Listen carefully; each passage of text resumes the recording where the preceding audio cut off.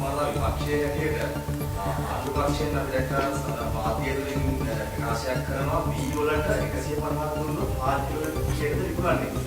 හැබැයි ඒ නියෝජ්‍ය අධිවරයාම සඳහන් කරනවා විපක්ෂයේ යෝජනාවක් තිබුණාද මේ විපක්ෂයේ ආණ්ඩු බලය ගත්තොත් එහෙම ඒ අය දී මිලදී ගන්නේ කීයටද කියන කාරණාව පිළිබඳව මා සඳහන් කරනවා.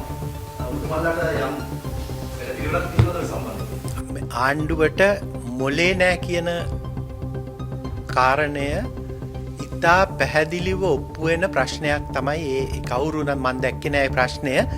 ආණ්ඩුවේ කවුරු හරි මේ ප්‍රශ්නය අහුවා නම් ඒ ප්‍රශ්නේ අහලා තියෙන්නේ ඇත්තටම ආණ්ඩුවට මොලේ නෑ කියන එක ඔප්පු කරන්න අහපු ප්‍රශ්නයක් කියන එක මම කියනවා.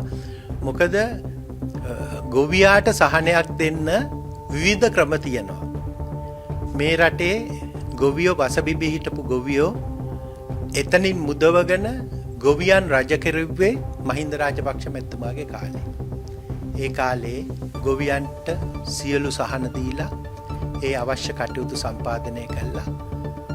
ගොවියන්ට සුදුසු මිලකුත් දීලා ඒ වගේම පාරිභෝගිකයන්ට ඊටම දරන්න පුළුවන් මිලකට සහල් ලබා දෙන්නත් කටයුතු කරා. ඉතින් අපි ඒක ක්‍රියාවෙන් ඔප්පු කරලා තියෙනවා. ඒක කරන්න ඔය එතුමන්ලා හිතන විදිහට පටු විදිහට හිතලා බෑ.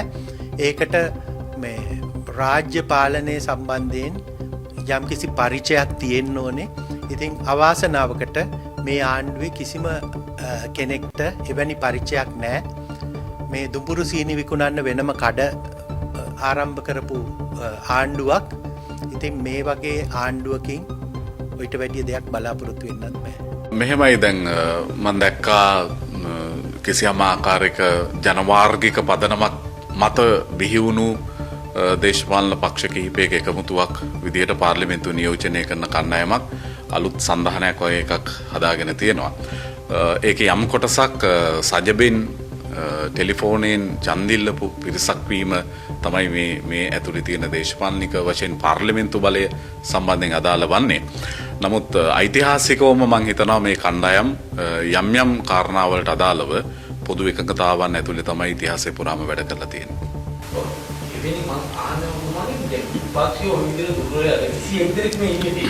විපක්ෂයේ ඉස්ස අඩුවෙන් එනකොට විපක්ෂ නායක දුරේ නාමල් රාජපක්ෂ මහත්මයා කියන එක මෙහෙමයි ගරු නාමල් රාජපක්ෂ මැතිතුමාගේ දේශපාලන වැඩපිළිවෙල ඇතුලේ මහජන ඡන්දයකින් මෙපිට විපක්ෂය ඇතුළේවත් ආණ්ඩුවේවත් බලයක් පිළිබඳව අපේක්ෂාවක් මන් දන්න තරමින් එතුමට නැහැ.